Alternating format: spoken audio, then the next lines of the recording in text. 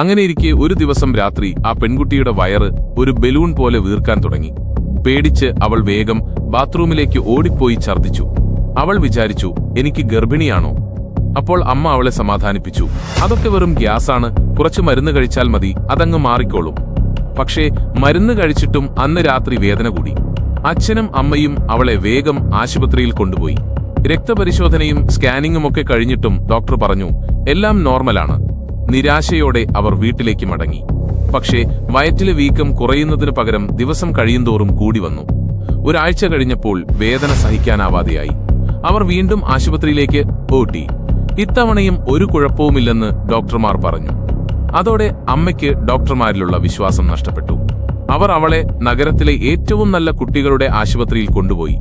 അവിടെ ഒരു specialist doctor അവളെ പരിശോധിച്ചു. വയറിന് ഭക്ഷണം ശരിയായി ദഹിപ്പിക്കാൻ കഴിയാത്ത ഒരു അപൂർവ രോഗമാണെന്ന് ഡോക്ടർ കണ്ടെത്തി.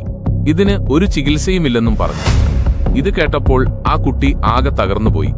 ഓരോ രാത്രിയും വേദന കൊണ്ട് അവൾ ഉറങ്ങാതെ തിരിഞ്ഞും മറിഞ്ഞും കിടന്നു.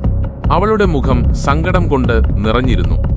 ഒരു ദിവസം അവൾ കണ്ണീരടക്കി പിടിച്ച് അമ്മയോട് പറഞ്ഞു, ഇനി ഈ മരുന്നുകൾ പോലും വെറുതെയാണെന്ന് തോന്നുന്നു.